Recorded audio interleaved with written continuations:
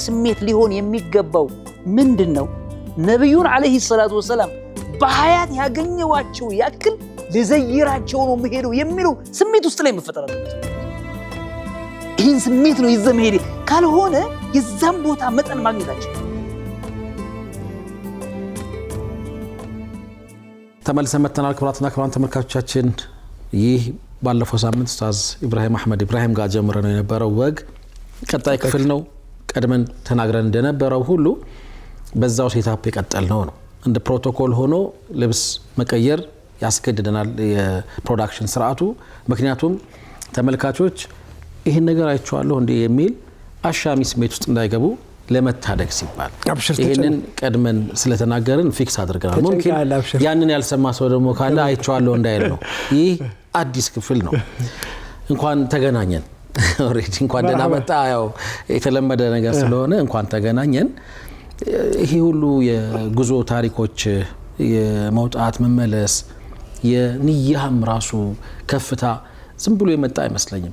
ትንሽ ነገር ስለሱ ብታወራን እንደው አስባቡንም ብታሳየን እኛስ ምን እናድርግ? አሁን እኛም እኮ ይናፍቀናል ሐቂቀተን የሚሄድ ጉጉት አለንና አመት ሞላን እኮ አለ እዛ አካባቢ ሐሳቦች ጠንና ካቆምንበት እንቀጥላለን ታሪካችንን። የሚገርመው ነገር በዚያው አጋጣሚ አንድ ነገር አንስቼ ባልፍ ደስ ይለኛል። ተማም ዳዕዋ ትልቅ ግብአት የሚሆንባቸው አጋጣሚዎች ቢኖሩ አንተን ከአላህ ጋር ብቻ እንድትገናኝ የሚያደርግበት አጋጣሚዎች ሰፊ ናቸው። ኦኬ ምንም አይነት ነገር ፈልግ ወደ አላህ ተወጁህ አድርግ ይላል። ምናልባት እየሄድክ መኪና ሊበላሽ ይችላል።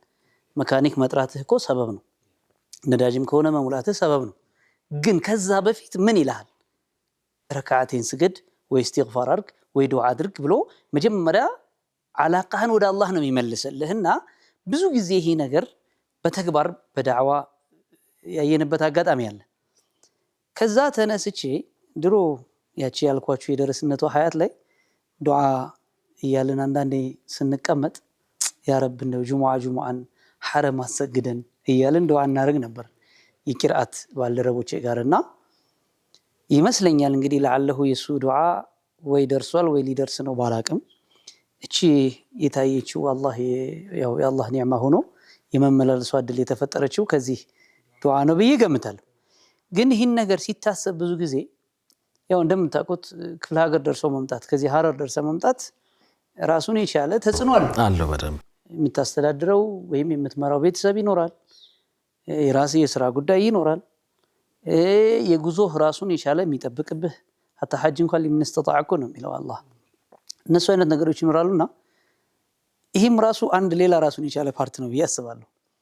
አንድ ጊዜ ያ ያልኳችሁ የሐጁም ይሁን የዑምራውም ይሁን ያቺ የትራንዚቷ ቪዛ ካለቀች በኋላ አላህ ሌላ ከፍቱሃቶች ውስጥ አንዱ የአመት ቪዛ መልቲፕሉን አገኘሁና ለመጀመሪያ ጊዜ እንዲህ ድግግሞሹን ሲጀምረው ሐረም ሆኜ ያ አላህ አልኩኝ። ለጉልበቴ አልሰስትም አይደለም በሳምንት በቀን በመጣም አንተ ድሉን አመቻችልኝ እንጂ አልሰስትም። ግን አላህ ቃዲር ነው። ከኔ የፋይናንስ አቅም አንፃር የማይታሰብ ነገር ስለሆነ ከአቅልም ጋር የማይሄድ ስለሆነ ብሩን ግን ካንተ አልኩኝ። ከኪሴ አንድ ብር አላወጣም። ሸርጥ በአላህ ላይ ሸርጥ የለም። በቃ የኔ ፍላጎቴን ሸርጥ አስቀመጥኩበት። ያ ረብ ቪዛውን አግኝቻለሁ። ለጉልበቴ አንድም አልሰስትም። ግን አንድ ብር ከኪሴ ማውጣት አልፈልጉም። አንተ በምትፈልገው መልኩ አመቻቻለሁ። አሁን ይህን መናገር ጥሩም ሊሆን ላይሆን ይችላል። ግን እኔ ፍላጎቴ ምንድነው ካላችሁ ሰው ልጅ ከፈለገና ካሰበ አላህ የማያደርግልን ነገር አንድም የለም። ባዶህን ሆነ አላህ የመውሰድ አቅም አለው። ስፔሻሊ እኔ ለዚህ ምሳሌ መሆን ይችላል። አይቼዋለሁ በዚህ ባይኔ እስካሁኑ ሰዓት ያደረኳቸው ትራቭሎች በሙሉ والله العظيم አንድ ብር ከኪሴ ሳወጣ አላስታውስም። ሱብሃንአላህ እስካሁኑ ሰዓት ድረስ እንዴት ነው? አሁንም ለአላህ ነው የምተውለት። ግን እኔ መግለጽ የፈለኩት ምንድነው ያን ነገር ለማንጸባረቅ ሳይሆን ሰው ከልቡ ከነየተ አላህ ልብህን ይፈትሽብሃል። እኔ ከፍተሻው አልፍ ያለው ለማለት ባልችልም እንደዛ ለማለት ሳይሆን መልእክቴ ንያችን ግን ከእውነት አላህን ከለመነው ከፈለግነው አላህ ለማድረግ ቁድራው ገደብ የለሽ ሙጥለቅ ነው። እንዴት ነው? አላህ ራሱ ብቻ ነው የሚያውቀው። ሱብሃንአላህ። በምን መልኩ ነው? በኳልኩሌሽን የአላህ ቁድራ አይሄድም። ስለዚህ ማለት የምፈልገው እናቱን ይዞ መሄድ የሚፈልግ ሰው አለ፣ አባቱን ይዞ መሄድ ይፈልጋል፣ ሼኹን ይዞ መሄድ ይፈልጋል፣ ተማሪውን ይዞ መሄድ ይፈልጋል፣ ልጁን ይዞ መሄድ ይፈልጋል፣ የመስጂድ ጀማዓውን ጎረቤቱን። አንተ ነይት የመስጂዱን ጀማዓ የሰገደው በሙሉ አብረን ባንድ አውሮፕላን ብንሄድ አላህ ምን ይሳነዋል በለና ለሁሉም ዱዓ አድርግ። አላህ እንዴት እንደሚያደርግ ራሱ ያውቀው። ደስ ይላል በጣም። ዛከላሁ በተቻለ መጠን ዱዓ እናድርግ። ባረከላሁ ፊክ። ካቆምንበት ደግሞ እንቀጥል። አሁን በጣም እየገነባ ነው የመጣነው ታሪክ አለ አይደል? ቅድም በቀጥታ ወደሱ እናልፋለን። እንግዲህ ጣፋጭ በሆነ አንደበትህ እኛ እያደመጥን አንተ መተረከህን ትቀጥላለህ። አሁን እየጨነቀን ነው። መካ ግድ መግባት አለበት፣ ምክንያቱም እነዛ 35 ሰዓታት አሉ። አለበለዚያ ቅጥ ፔናልቲ ውስጥ ሊገባ ነው። እኛም እኮ ተጨነቀ ስለ መዲና እየነገረን። መርሐባ። እስቲ መካ ላይ እንሄድ። መካን አላውቀውም፣ መዲናም አዲስ ነበርኩ። ምን እንኳን ኢስቲቅባል ባገኝ አጋጣሚ ሆነና እዛ የነበሩ አንዳንድ አህባቦች ስልክ ሰጡኝ። አዲስ ከመሆን አንፃር እንደደረስክ እንዳትደናገር እዚሁ ኢህራም ከን አድርገህ ሄድ ከሚቃት ላይ ዙል ሁለይፋ ላይ።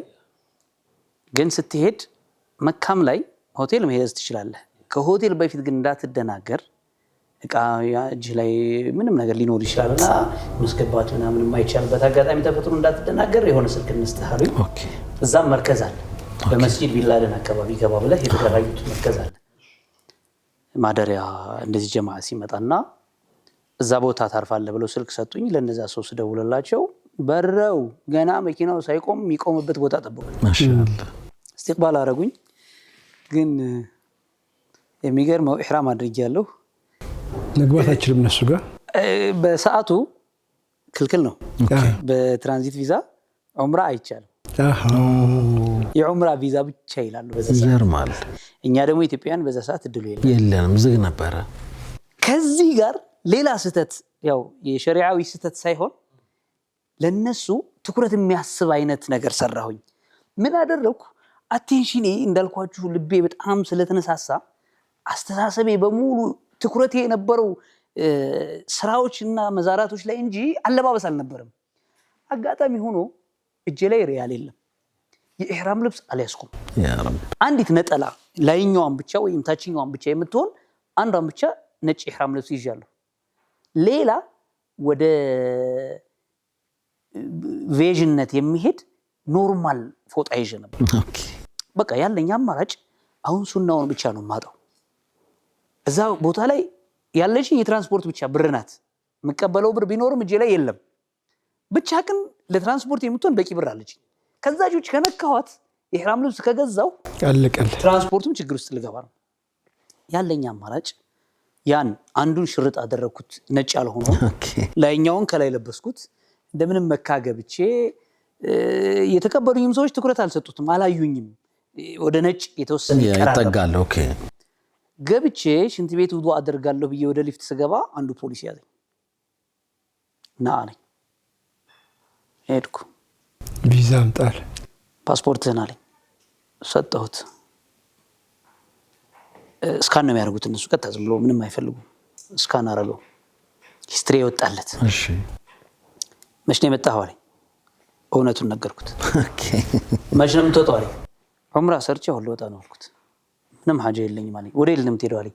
ወደ ዱባይ አልኩና ቪዛዬን አሳየሁት፣ ቲኬቴንም አሳየሁት። ከዛ አየት አደረገኝና ያላህ አለኝ። እንግዲህ አላህ ሀገር ነው ማለት ነው። ውዱእን አስተካከልኩ፣ ገባሁ። ከአባል ለመጀመሪያ ጊዜ ነው የማየው። እውነትም አልመስለኝ አለ። ግራ ገባኝ። እውነት ይሄ ነው ወይስ እኔ ራሴ መጥቻለሁ? እኔ ይሄ ኢብራሂም ራሱ ኢብራሂም ነው ወይንስ ምን ውስጥ ነው ያለሁት? የተደበላለቀ ስሜት ውስጥ አሁንም ገባሁ። በጣም ተቸገርኩኝ። ማለም ምን አልቻልኩም ራሴን።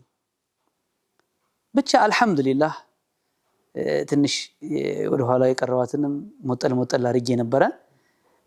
ትንሽ ከባድ ነው ሐረም ቂራአት ቀርቻለሁ ከዚህ በፊት ዒልሙን አውቃለሁ ዛሬ ስንት ዓመት በፊት የተጻፈ ኪታብ አንብቤያለሁ ብለህ መግባት ከበድ ይላል እኔ ምንድነው ያደረኩት ጧፍ ምን ከመጀመሪያ በፊት ትንሽ እንደማስታወሻ ይዣለሁ ኦኬ አጥሬ ምን ማድረግ አለብኝ ሚለውን ቀጥታ ገብቼ ካዕባውን ጧፍ አልጀመርኩም መዞር ነው የጀመርኩት የትኛው ነው ሩክነል የማኒ ኦኬ የትኛው ነው ሐጀር አልአስወድ የትኛው ነው እያልኩ መጀመሪያ አንድ ዙር በማይተናነስ መልኩ ጥናት ነው ያረኩት ማሻአላህ ለምን ከጎኔ ጋይድ የሚያደርገኝ ልክ ነህ ምጠይቀው ሰው አለ ብዬ ማለት አልችልም ሱብሃንአላህ ስለዚህ ያለኝ አማራጭ ያችን ያስኳትን ማስታወሻ ያያየሁ መጀመሪያ ጠንቅቄ ቦታውን ማወቅ ነው በዛ ሰዓት ደስ የሚለው ከኮሮና በፊት ነውና ኦኬ ቆይቷል ስለዚህ ዘህማ እንዳሁኑ የለም ቀን ላይ ነው የገባሁት ማሻአላህ ሐጀር አልአስወድን ትንሽ ዘህማ ስለነበር ይቅርብኝ አልፈልግም አልኩና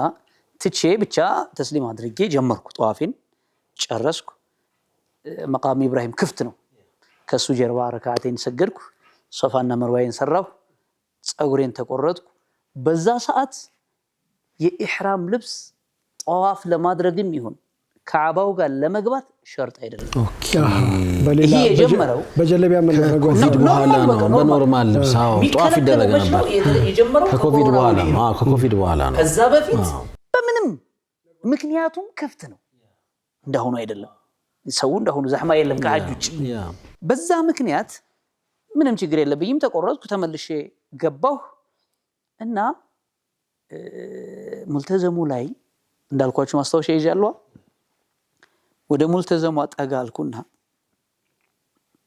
ሐጅ ዘይኑ አላህ ይርሐማቸው አሜን ብዙ ጊዜ ሲሄዱ እዛ ጋር ነው ብዙ ጊዜ የሚያለቅሱት ብዙ ጊዜ እዛች ጋር ያበዛሉ ይባላል እዛች ጋር ባለሁበት ሰዓት ዞር በየ ሐጀር አልአስወድን ስመለከተው ሰው ይተራመሳል ኦኬ በዛው በዞርኩበት ቅጽበት አንዷን ሒጃቧን ገፈዋት ሁሉ ያለ ሒጃብ የቀረችበትን አጋጣሚ ያየሁና ወይ እዚህ ቦታ እድል ካገኘው እሄዳለሁ እኔ ግን እንደዚህ በጭራሽ አልጋፋም አልኩና እዛው ሙልተዘሙ ላይ ባለሁበት ሁኔታ ላይ አላሁ አዕለም ይህን ኢዕቲቃዲን አይቶ መሰለኝ አንድ ሰው እንዴት እንዳነሳኝ አላቅም አቀፈና ሐጀር አልአስወድ እንዴት እንዳነሳኝ አላቅም ሱብሃንአላህ አቅፎ ወስዶ ወላሂ ነው ብላችሁ አፌን ሐጀር አልአስወድ ውስጡ ጥቁር ድንጋይ ላይ ነው ያገኘሁት አላቅም እኔ እንዴት እንደሄድኩም አላቅም እዛ ጋር እንዲህ እየተገፋፋሉ ያሉት ልክ ሰዎች ወደዚህ በሚሉት ሰዓት ከዚህ የመጣው ሰውዬ ሲጋፋ ወስዶ አፌን ውስጡ ከተተው ወይ ጀሊል ማለት ወይ አላህ ለካ እንደፈለክ ነው እኔ ግን ወላሂ አውቶማቲካሊ እዛ ሰዓት ላይ የወሰንኩ ምንድነው እንዲህ ሒጃብ እየተገለጸ እንደዚህ እየተጋፋ በጭራሽ እንደው ሱናም ቢሆን የፈለገም ቢሆን እዚህ ውስጥ አልገባም እንዲህ እዛው ሙልተዘሙ ጋር ሆኜ እኮ ነው እያየኋቸው ፖሊሱ አለ አይደል የሚቆመው እሱ ጎን ነው ያለሁት እና አላረግም ብዬ ወስኛለሁ ውስጤ ላይ ነው አልተናገርኩም ያው ብቻዬንም ነኝ ወስዶ ብቻ አፌን ውስጥ ጥቁሩ ድንጋይ ላይ ነው ያገኘሁት አፌን ሚደንቅ ነው አጣ ወይ ጀሊሉ አልহামዱሊላህ አልኩኝ በዛው አጋጣሚ ሐጀር አልአስወድንም ዘይርኩ ምን ሆነ ዒሻ ደረሰ ሰውየው ግን ሄደ ማን እንደሆነም አላወቀም ሲጋፉ ነው ፈልጎ እኮ አይደለም ቀስ ማን እንደሆነም አላወቀም ቀስ እኮ በፍላጎት አይደለም ሲጋፉ በድንገት ነው ተነስተ የድንገት ዕጣ የሚባል ነገር አለ እኮ አይደለም ተልኮለት ነው እንጂ ወስዶ ከተተኝ እሺ ኢሻ ደረሰ ይሄ ደግሞ ተጨማሪ እድል የሚፈጥርልህ ይመስለኛል ኢሻ ደረሰ ኢሻዬን ሰገድኩ እዚያው ሐረም እኔ ሐረም ሲሄድ ከሐረም አልወጣም የምወጣው ከኢሻ በኋላ ነው አሁን ወደ ሂሳብ ተመለስኩ ሳላቀው እየሄድኩ ነው አላወኩትም የሂሳብ 2 ሰዓት ተረሳ በዚህ መሃል ላይ እና ኢሻ ሰግድ ቁጭ ስል ሳስበው ለካ ሌላ ጉዞ አለብኝ ወደ ዱባይ መች መውጣት አለብኝ ከሱብሂ በፊት እዛ መድረስ አለብኝ ከጅዳ ከሳዑዲ መልቀቅ አለብኝ ቼኪን ማድረግ አለብኝ አትሊስት ወጣ የሚለው አለ ወጥቷል መባል አለበት እሱ መመታት መች ከሱብሂ በፊት 72 ሰዓት እንዳትሞላ ትኬቴ እንደዛ ነው አጅስት የተደረገው አሁን ወደ ራሴ ተመለስኩና ይሄ ምርቃናውን ተውኩና ሌላ መፍትሄ ማፈላለግ አለብኝ አልኩ ስለዚህ ያለው አማራጭ ምንድነው የጅዳ ጉዞዬን ማመቻቸት ኢሻ ሰገድኩ ቶሎ ወጣሁ ያቺን ሻንጣዬን ከመርከዟ አነሳሁ የጅዳ ታክሲ ያስኩና ቀጥታ ጅዳ ሄድኩና ለዛ ሰው ደወልኩለት ጅዳ እዚህ ቦታ ባመካ ደርሻለሁ ያን ሰዓት ባበካ አልፈረሰም ባመካ ነኝ ስለው ይዞ መጣ መኪናውን ገባሁ ሙስሊሞች አይደሉም ልክ እሱ ኢስቲቅባል አድርጎ ወስዶ ቤቱ ምን እንዳደረገኝ ታውቃለህ? አንድ ክፍል ነው ያለችው ቤቱ አስገባና እርጎውን ወተቱን ምናምን አስተናገዱኝ። ሒጃብ አታረግም እሷ ለኔ ብላ ሒጃብ አደረገች። ሙስሊም ነው የመጣው ተከብሬ አስተናገዱኝ። አሁን ተባልኩ መመሪያ ተሰጠኝ። ፍላይትህ 12 ሰዓት ነው። ኤርፖርት መግባት ያለብህ ከ9 ሰዓት እስከ 10 ሰዓት ባለው ነው። ቼኪን ላይ ሻንጣ ምናምን ስለሌለ ስለማታስቸግር ችግር የለም 9 ሰዓት 10 ተኩልም 10 ሰዓትም ብትሄድ ችግር የለም ሲሉኝ እስከዛ ምን ላድርግ ትንሽ ረፍ ተባልኩ። እኛ እንቀሰቅሳለን። እሺ አዳቸው ሆኖ ብዙ ጊዜ እነሱ ማታ ይተኙ ይነሳ እኔ ተኛው ሰዓቱ ድረስ ቀሰቀሱኝ። ቼኪን አደረኩ 72 ሰዓት ከመድረሱ በፊት እርግጠኛ ባልሆነ 70 ሰዓት አካባቢ ወይም 71 ሰዓት ላይ ለቅቄ ከሳዑዲ ወጣሁ። ኦኬ ቀጣዩ ጉዞ ወደ ዱባይ ሆነ። ዱባይ ነው ያው አላማው እሱም ስላልነበር ኦፍ ኮርስ ዳሱ ነጥሮ እንደማለት አሁንም ተመልሼ ገባሁ። ግን ጥሩ ነገር ምን ተፈጠረ? አሁን ሲስተሙ ጋር ተዋሃድኩ። አሻራ ሰጥቻለሁ። ፓስፖርቴ ሲስተም ውስጥ ገብቷል። በሰላም ህጋቸውን ሳልጥስ ገብቼ ወጥቻለሁ። ከዚህ በኋላ አማን ነኝ እኔ። ከዱባይ ስመለስ አሁንም የቅድሟን ተርቲብ ነው የደገምኩት። ይገርማል። መካም አልሄድኩም ምንም አላልኩም። ቀጥ ብዬ ልጁ ጋር ገባሁ። ቦርሳዬን ጣልኩ። የኢህራም ልብሴንና ቀለል አልኩኝ። አሁን ኤክስፒሪየንሱም እየመጣ ነው፣ ልምዱ እየመጣ ነው። ስለዚህ መዲና ምንም ይዤ መሄድ አለብኝ፣ መካ ምንም ይዤ መሄድ አለብኝ። ቀለጥዬ ነው እሱ ጋር ጣልኩኝና ሮጬ መዲና ሄድኩ። የመጀመሪያው ትሪፕ ተደገመ። በዚህ መልኩ እቺ ቪዛ ሌላ ቪዛ ወለደች። ጨዋታዎች ያደረች ኦኬ ምን አይነት ወለደች? ሌላ ቪዛ ወለደች።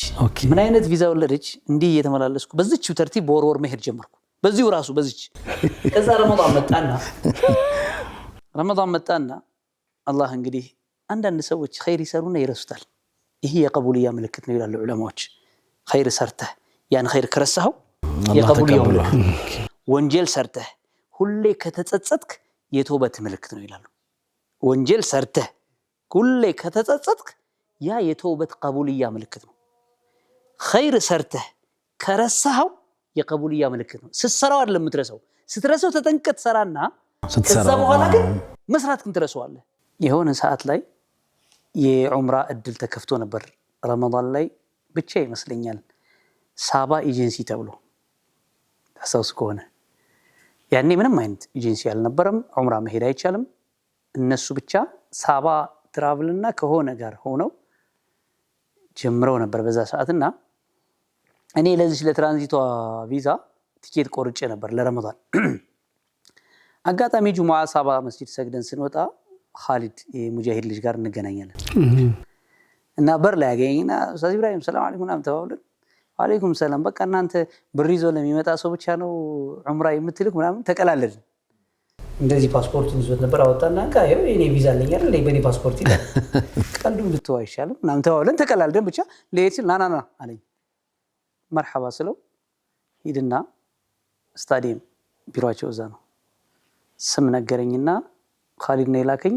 አስቸኳይ በዚህ ቪዛ ላይ እዚህ ፓስፖርት ላይ ቪዛ ይወረድበት ያኔ ስቲከሩ ነው የዑምራው ይወረድበት ትእዛዝ ሰጥ ደወለለት። ሄድኩ ጁሙዓ ሰግደና እንግዲህ እያልኳችሁ ነው እየተከታተለ ነው ይሄ መዲና ጉዳይ የሚሄደው። ወደ ቤቴ ምሳ ልበላ ነበር ጁሙዓ ሰግጄ እየወጣሁ ነበር ወደ ስቴዲየም ታውቁት ምሳ አይቀርም እንዴ ላጥ ብዬ እዛው ጋር ታክሲን ይዤ ሩጫ ወዴት ስታዲየም ገባሁ። ይሄው ይሄን ፓስፖርት ኻሊድ ስጥ ብሎ ነው የመጣሁት አልኩና ሰጠሁት። ከሱ ጋር ተደዋውሉ ብዬ ጥዬው መጣሁ። እርግጠኛ ባልሆንም በሶስተኛው ወይም በአራተኛው ቀን ኢብራሂም ቪዛ ወርዷልና ናውሰል ሲባል 3 ቀን 30 ቀን ወለደች አልኩ። ኦኬ ገባሁ። ፓስፖርቴን ተቀበልኩ። ያቺኗ ቲኬት አጀስት አደረኳት። ይገርማል። ፔናልቲ ተቀጥቼ ራሷን አስተካከልኳት። በዛችው ቪዛ ረመዳን 19 ሄድኩ። ማሻአላህ ሌላ ታሪክ አለው። አሁን ይሄ ከርዕሳችን ጋር ስለማይገናኝ አያስፈልገንም። ብቻ ረመዳን 19 ሄድኩ። እዛ ስደርስ አልቻልኩም። ለ10 ቀን ነበር አክራርጌ ለዒድ እዚህ ልመጣ የነበረው አልቻልኩም። ጨመርኩ 20 ምናምን ቀን አደረኩት።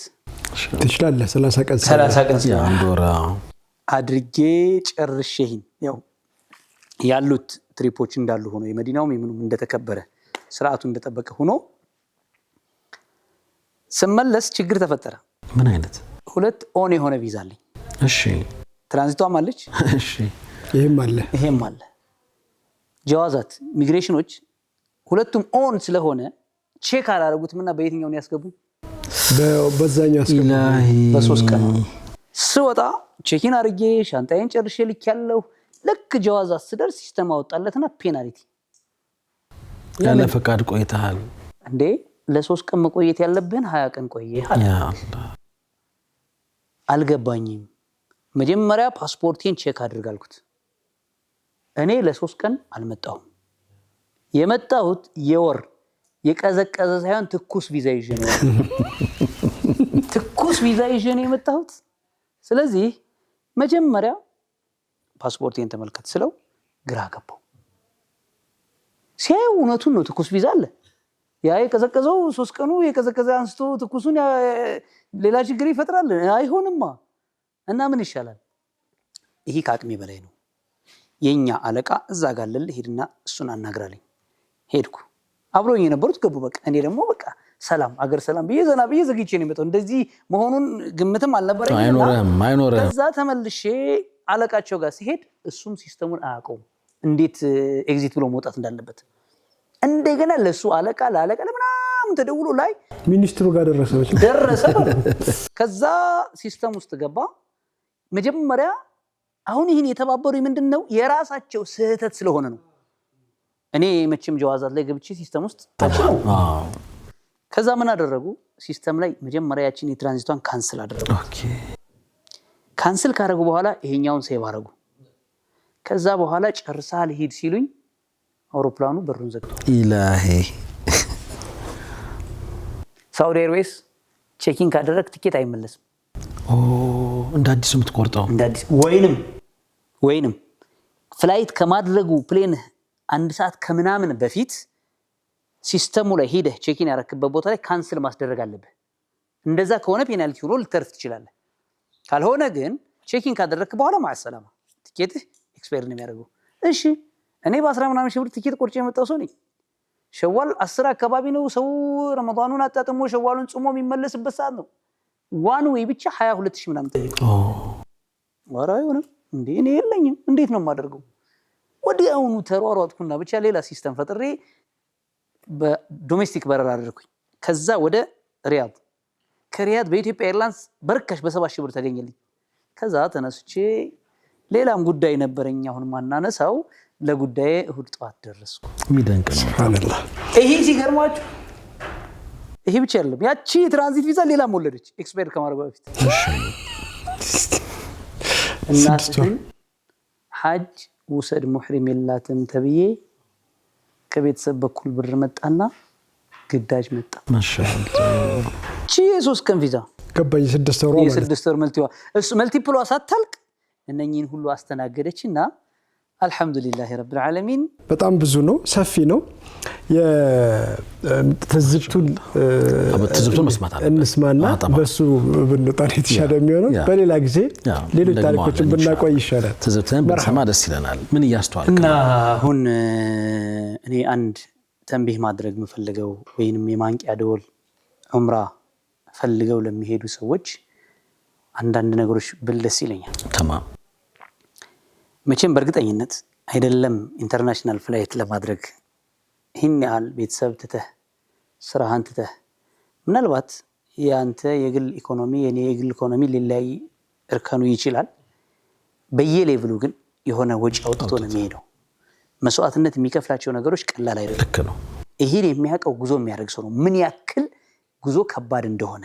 ቤት ግን ለቀህ ኤርፖርት እንኳን ለመሄድ ሐታ ለቼኪን ለመሄድ ምን ያህል ከባድ ነው። ከዛ በኋላ ያለውን አብዛኛው ሰው ይቸገራል። ፍላይት ሲኖርበት ሚይዘው የሚጥለውን ያጣል አይደለምና 10 ቀን ከዛ በላይ ጉዞ የሚያደርግ ሰው እነኚህን ጉዞ የሚያደርግ ሰው ምን ላይ ጥንቃቄ ማድረግ አለበት? ቅድም ያነሳሁት ነገር አለ። ሰው መዲና ሲሄድ መዲና ምንድነው የሚፈልገው?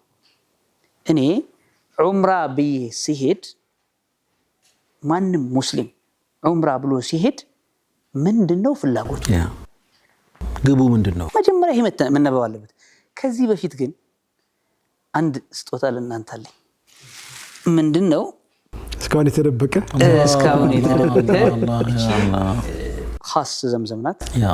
አላህ ረውዳ ለመግባት እድል የሰጠው ሰው እችን ሂጅራ ያደረገች ዘምዘም ያገኛል። እቺ የመዲና ናት።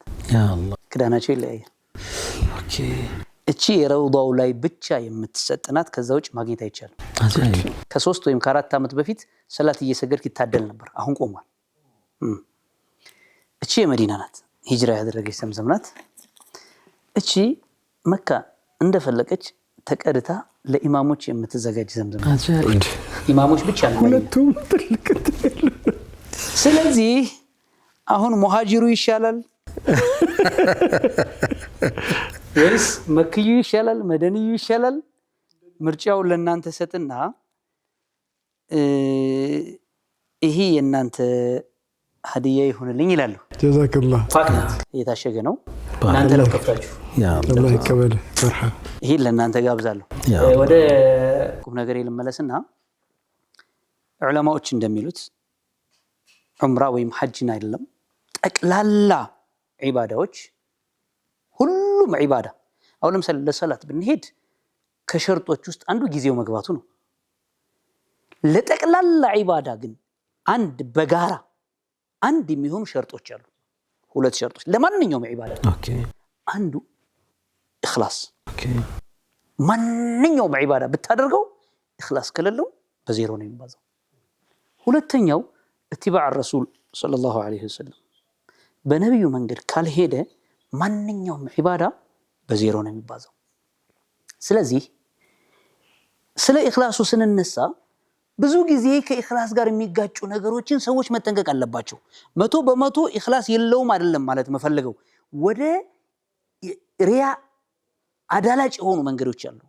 ምንድናቸው ሲባል እንግዲህ ሰው አታክ አላረግም፣ ከሰው ጋር እንዳይገናኝብኝ፣ ምናልባት አድማጭም ይሁን ተመልካችም እዚህ ላይ የፈህም ማስተካከያ ይደረግልኝ። ምናልባት አነጋገሬ ወደዛ ከሄደብኝ አብዛኛ ጊዜ የሚጀምረው ፕሮሞት ዑምራ ልሄድ ነው በቃ ጨረስኩ አሁንማ ከዚህ ይጀምራል መባል የለበትም። እዚህ ላይ ሰው ቢጠነቀቅ። ሁለተኛ ልክ ኤርፖርት እዚህ ሲገባ ጠቅ ያደርግና ፖስት ያደርጋል። ምን ላይ ነው ሰውየው ይወቀው፣ ከዛ ይጀምራል። ሶስተኛ ኤርፖርት ጅዳ ሲደርስ ገና ማሻአላህ ገባሁ ጥሩ ብስራት ነው፣ ግን የማዳለጥ እድሉ ሰፊ ነው። ኢኽላሱ ካባም ጋር ሄድልኝ እሺ ታክሲ ይዞ ወይንም ባስም ይሆናል ብቻ ትራንስፖርቱን ይዞ እየሄደ ወደ መካ ጉዞ ብሎ ይጽፍልጥፋል። መካ ስትገባ በትራንስፖርት ከሆነ የምትሄደው የሆነ ስሜት የሚፈጥራል። ቢዳየተል ሐረም ላይ እልፍ እንዳልከው የቁርአን ማስቀመጫ የሚመስል የሆነ ነገር አለ። እሱን ያነሳና ኤዲት አድርጎ የሆነ ነገር ይፖስታል። ይገባና ጧፍ ያደረገ። አሁን እነዚህ ነገሮች የኢኽላስ አዳላጭ ነገሮች ናቸው። ለምን ሲባል በዚህ ጊዜ ዑምራ ያደረኩት በዚህ ጊዜ ሐጅ ያደረኩት እያልክ ለመመጻደቅ ይህን ያደረገ ሪያ ነው ማለት አይደለም። ይሄ ነው ይታሰብልኝ ያልኩት፣ ግን ለመሆን እድሉ የቀረበ ነው። በጣም ያዳልጣል ኢኽላስን። ስለዚህ እንደዚህ አይነት ነገሮችን እንጠነቀቅ። አንድ ሁለተኛ መቼም የሚወዳትን ሚስቱን ትቶ ብቻውን የሚሄድ ሰው የሚወደውን ልጁን ትቶ የሚወደውን ኢንቫይሮንመንት ቢያውን ቤቱንም በለው የሥራ ቦታውንም የሚያገኘውን ገቢ እርግፍ አድርጎ ትቶ ለአንድ ነገር ነው የሚሄደው። እሱ አላህን ፍለጋ፣ የአላህ ውዴታ ፍለጋ። የአላህን ውዴታ ፍለጋ የሄደ ሰው ከሱ ምን ይጠበቅበታል ነው ጨዋታችን። መርካቶ ለስራ የገባ ፒያሳ፣ የትኛውም ኤሪያ እንበለው ሲገባ የሥራ ሰዓት አለው። በሥራ ሰዓቱ መስራት የሚጠበቅበት ነገር አለ። ለመንግስት የሚጠበቅበት አለ፣ ለሰራተኛው የሚያደርገው አለ፣ ለከስተመር የሚያደርገው አለ። ለእያንዳንዱ እነኚህን ስርዓቶች ጠብቆ ከሄደ ይሄ ውጤታማ ነጋዴ ነው የምንለው። አንድ ሰው መካን የሚያክል አገር የዓለም የመጨረሻ አላህ ጋር ውድ ቦታ ሄዶ ብርህ፣ ሰዓትህ፣ አንድም ነገር ሳይቀር በ100,000 የሚባዛበት ቦታ ላይ ሄደ ምን ይጠበቅብሃል? አንድ ሰው 1,000 ብር አውጥቶ በ100,000 ቢባዛለት ስንት ነው የሚሆነው? ሂሳብ መስራት ነው። 1,000 ብር ብቻ ታወጣለህ፣ 1000 ብሯ በ100 ሺህ እየተባዛች ትሰጥሃለች የተባለ ሰው ግን የምታደርገው ምንድነው ቢባል ትገባለህ 2 ሰዓት እስከ 6 ሰዓት ቁጭ ትላለህ ቢባል ምንድነው የሚያደርገው? እንድችም አይደለም። እውነት ነው። ለምን ያችን የተባዛቸዋል ለማግኘት ሐረም በምንሄድ ሰዓት ቫኬሽን አይደለም የምንሄደው፣ ቱሪስትነትም አይደለም፣ ለመዝናናትም አይደለም፣ ለዒባዳ ነው። ግን ትልቁ ነገር ዒባዳ ውስጥ ሐሳብክን ስትሰበስበውና በልዩ ትኩረት ስታደርገው ምን ይፈጠራል? ውስጥህ ላይ አይተኸው ሰምተኸው ጠብቀኸው የማታቀው ትልቅ ደስታ ውስጥ ላይ ይፈጠራል። እውነት ነው። መዝናኛ ቦታ ሄደም ተዝናናው ብለህ ማታገኘው ደስታ እዛ ቦታ ይገኛል። ምንድነው ማድረግ ያለበት? አንድ ሰው ሐረምን ያክል አገር ሄዶ 5 አውቃት ከሐረም ከኢማም ውጭ መስገድ የለበትም። በጣም መጠንቀቅ አለበት። ለምንድን ነው ሄደው ነው? አሁን ጥያቄው ሊደክመው ይችላል፣ ፀሐይ ሊኖር ይችላል፣ የመሳሰሉ ሊኖር ይችላሉ። መጀመሪያ ሲሄድ እኮ ለድካም ነው።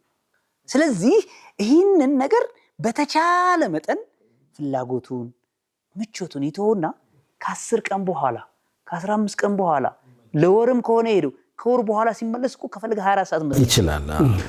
ኤሲ ማስፈልገው አየር እኮ ነው ያለው ለመተኛ ታለበት። ስለዚህ መካም ላይ ይሁን መዲና 5 አውቃት መዓል ኢማም ለመስገድ ሐረሙ ላይ ጥረት ማድረግ አለብን። ሌላኛው ነገር ምንድነው? አብዛኛው ሰዎች መሕضራት ይሄ መጠንቀቅ ያለበትን ነገር ጠንቅቀው አያውቁም። መደረግ ያለበትን ነገር ጠንቅቀው አያውቁም። በግሩፕም ይሄዱ ሊሆን ይችላሉ፣ በኤጀንሲዎችም ይሄዱ ይችላሉ። የተወሰነ ጥቆማ ይሰጧቸዋል። ግን ሰው ምን ያህል ትኩረት ይሰጣል ነው። አሁን ብዙ ጊዜ መረዳት ያለብን አይሰጡም ማለት አልችልም። እያንዳንዱ የራሱን ያውቃል፣ ይኖረዋል፣ ሐዝ ይኖረዋል። ግን እነኚህ ሰዎች ምን ያህል ተረድተውለታል ነው። ጋይድ ሆኖ የሚሄደው ሰው ሙርሺድ ሆኖ የሚሄደው ሰው ምን ያህል ለሰዎች ትኩረት መስጠት አለበት።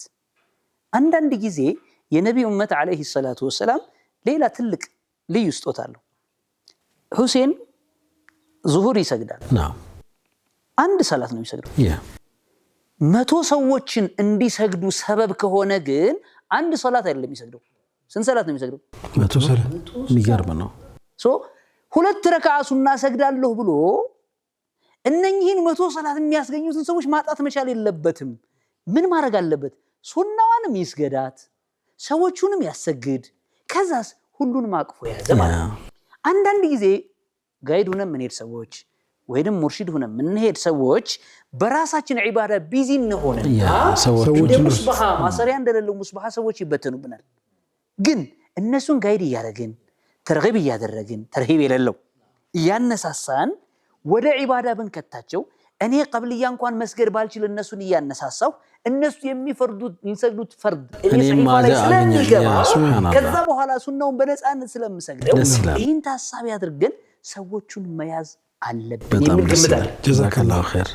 ከዛ ውጭ ብዙ ጊዜ ሰው ሚሳሳትባቸው ብዬ ያየኋቸው ሚቃት ጥንቃቄ መደረግ አለበት። አንዳንድ ጊዜ አላህ ያመጣልን ቴክኖሎጂ ጥሩ እያለ በአግባብ ካልተጠቀምነው ግን መብራት ልጣጩን ልጠህ ከነካኸው ይገልሃል። ከነ ልጣጩ ከተጠቀምኩ ያበራልሃል፣ ቻርጅ የሚያደርግልሃል። እኛም አሁን ቴክኖሎጂዎች አሉና ቴክኖሎጂውን ብቻ ከተጠቀምን አንዳንዴ አደጋ ላይ ይወደቃል። ስለዚህ ሚቃት ብለው ነቢያችን አለይሂ ሰላቱ ወሰላም በህይወት እያሉ 5 ቦታዎች ለዓለም አቅጣጫ ሰጥተዋል። 5 አቅጣጫ ሰጥተዋል። ኢትዮጵያውያን አብዛኛ ጊዜ የሚመለከተን ሌላውን እንተውና የለምለም በየመን በኩል ስለምንገባ ቀጥታ ወደ መካ የምንሄድ ከሆነ ወደ መዲና የምንሄድ ከሆነ ደግሞ ዙል ሁለይፋ ላይ መዲና፣ ከዚህ ውጭ ያለው እኛን ኢትዮጵያንን አይመለከትም። ግን እነኚህን ቦታዎች እንዴት በትክክል ልናውቅ እንችላለን? ድሮ የእግር ጉዞ ነው። የለምለም ወይም ሙሐዛ ይባላል። የሱን አቅጣጫ የምታገኝበት ቦታ ታውቀዋለህ። አሁን ያን ዳይሬክሽን እንዴት ነው የምናውቀው ነው? አንዳንድ ወንድሞቻችን ምን ሲያደርጉ ይታያል? ማፕ ይይዛሉ። በማፕ ይከታተላሉ። በሙስሊም ሀገራት ፍላይት ከሆነ ሚቃት ደርሰሃል ይላል። አሁን እዚህ ላይ ትንሽ ጥንቃቄ እንደ ወንድማዊ ሐሳብ ተሰጠው። ያ ማፕ ጉዞ ላይ ስላለ አንዳንድ ጊዜ ሌሊቱን ደክሞ ታድርና ማፑን እየተጠባበቅ ትተኛለህ ምንድነው የምትሆነው ሚቃቱን ተጃውዝ ልታረግ ያ ረቢ ፉቃሃዎች ምን ይላሉ ከተቻለ አይን الميقات ራሱ የሚቃቱ እዛው ቦታ ላይ ይሄ ነው ትክክለኛው ሱና እሱን ካለፍክ ወደ ቅጣት ትገባለህ እርድ ውስጥ ነው የምትገባው አቺ ከፋራ በግ ወይም ፍየል ሊሆን ይችላል ያ መካ ጅዳ እንኳን አይችልም ስለዚህ ወደዚህ አይነት ከፋራው ስለምትገባ ፊዲያው ስለምትገባ ወደዛ ላለ መግባት ትንሽ ጥንቃቄ ይፈልጋል ሁለተኛ ነገር ሙሉ ሐሳብ ግን መሰብሰብ አለ በዒባዳ ተቀጥቼ ከክሰዋል እኮ አይደለም አበደን ያን አላህ አይን የሰጠህ አእምሮ የሰጠህ አካልክን አሟልቶ ወለቀድ خلقنا الانسان في احسن تقويم አድርጎ የخلቀህን አላህ ልታመልክ ይሄድ በቅጣት ለማካካስ ፍጥረት ማለት ከባድ ነው በጣም